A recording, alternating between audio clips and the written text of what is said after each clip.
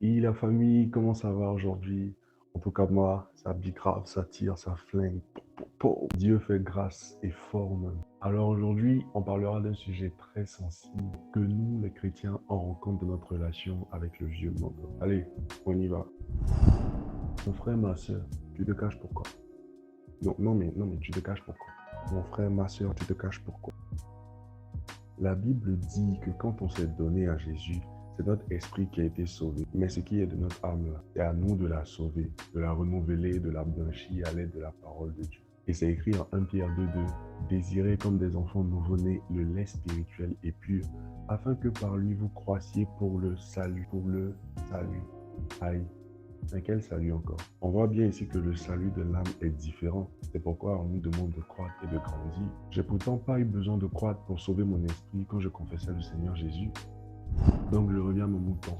J'ai dit, oh, pourquoi on se cache en fait? Non, mais pourquoi je me cache même? Je cherche femme, je regarde porno, je me masturbe, je me drogue, je suis un soulard, je suis un kleptomane, tout ça là. Maintenant, comme je suis chrétien là, je suis obligé de cacher.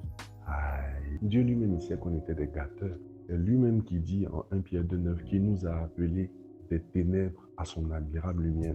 Qu'est-ce que je veux dire? Vous savez, j'ai longtemps moi-même marché dans une vie chrétienne bizarre où de temps en temps, je prends un avion là pour partir dans le monde et revenir, juste par manque d'affirmation de soi et de sincérité envers le Seigneur. Et c'était rien d'autre. De quoi je parle? Dieu dit en Proverbe 29:15 que la verge et la correction donnent la sagesse, mais l'enfant livré à lui-même court à sa perte. Galates 4:1 le dit aussi, l'héritier ne diffère en rien d'un esclave tant qu'il est encore enfant. Il est placé sous des tuteurs, sous des instructeurs, jusqu'au temps marqué par le Père. C'est-à-dire que quand je suis né de nouveau, Dieu s'est chargé lui-même de me donner un pasteur, un père, pour m'aider à me parfaire. Maintenant, moi, je fais ça, moi, genre, je bricole et gâte tout dans le secret. Et puis, il vient me faire croire que moi, je suis parfait. En lui montrant mes révélations, mon zèle, mes évangélisations et tout ça. Pour qu'il prie pour moi devant tout le monde et m'établisse aussi comme un père et un bishop. Voici le piège par lequel le diable entre dans nos vies.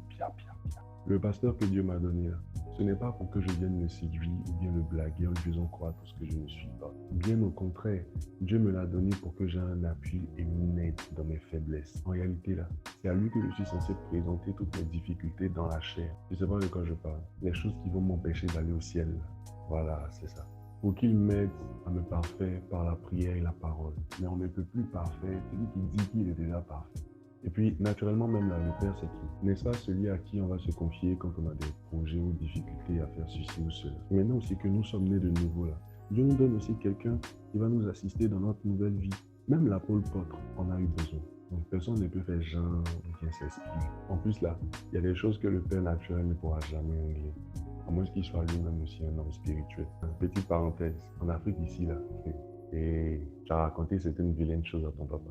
Mais à longtemps, il t'a voilé pour te déposer quelque part là-bas. Donc la famille, Dieu nous connaît. Si déjà nous avons la volonté de changer, c'est bien.